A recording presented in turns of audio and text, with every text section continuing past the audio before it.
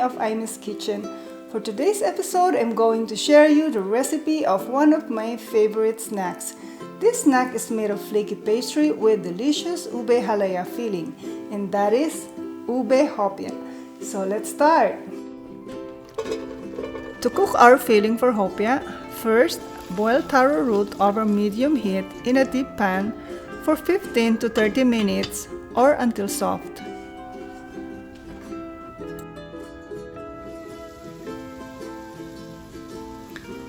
When the taro is soft, use potato masher.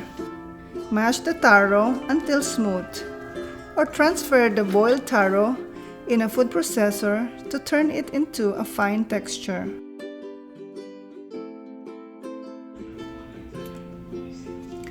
In a big non-stick pan or wok over medium-high heat, combine 1 cup butter. Add the mashed taro,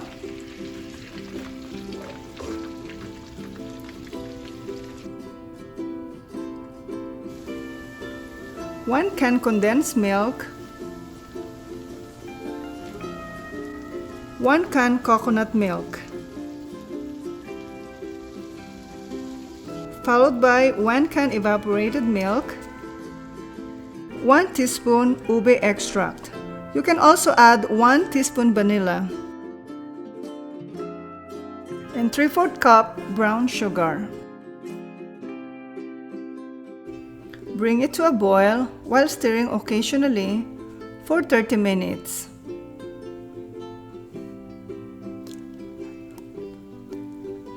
Add 6 to 8 drops purple food color.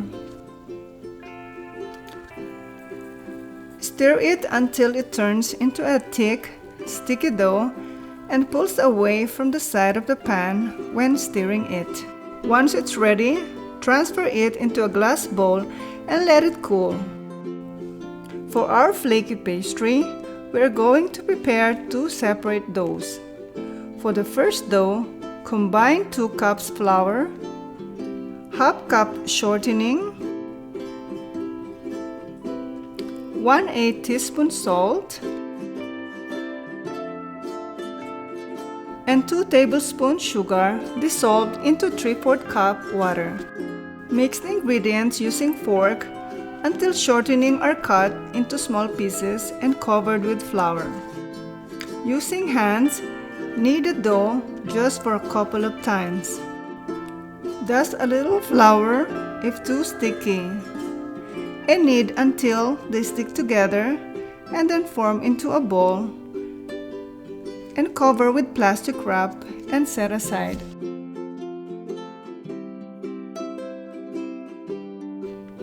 In a separate bowl for our second dough, combine 1 cup flour and half cup shortening. Combine the ingredients and mix well using your hands until smooth dough is formed. Take the first dough we formed earlier and knead again for a couple of times. Dust a little flour if too sticky.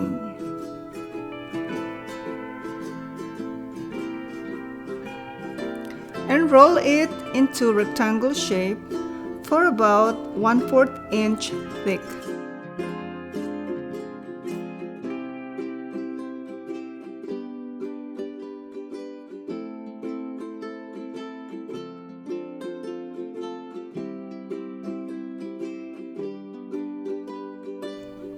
Next is spread the second dough into first dough, covering 2/3 of the rectangle from the left side.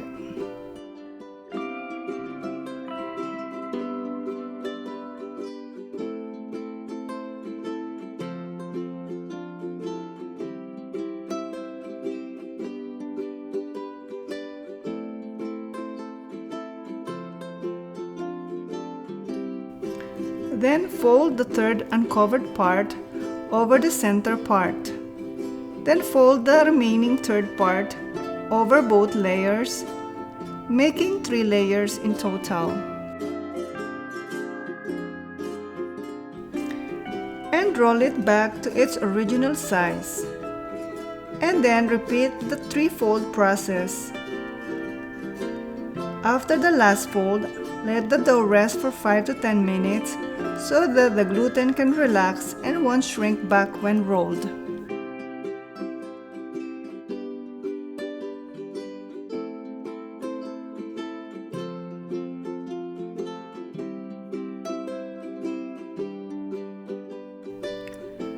Cut the dough into 2 lengthwise. Then lightly roll each dough into 2 cylinders.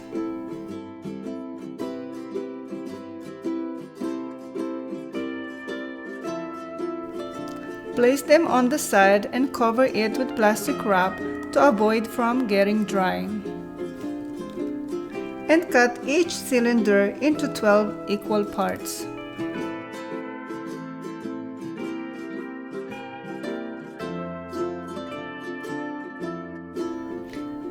Get a piece of dough and flatten it with a rolling pin and make it round.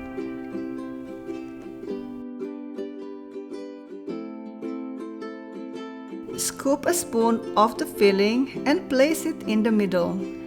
Gather the sides of the dough over the filling and press a little together to close.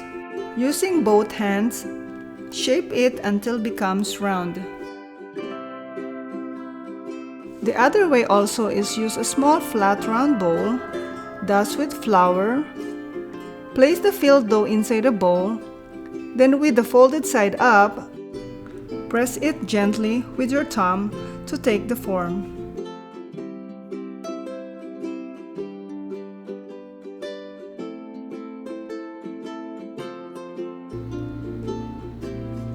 Place the hopia on a baking sheet lined with parchment paper and brush with egg wash and bake at 350 degrees Fahrenheit for about 15 minutes or until slightly golden.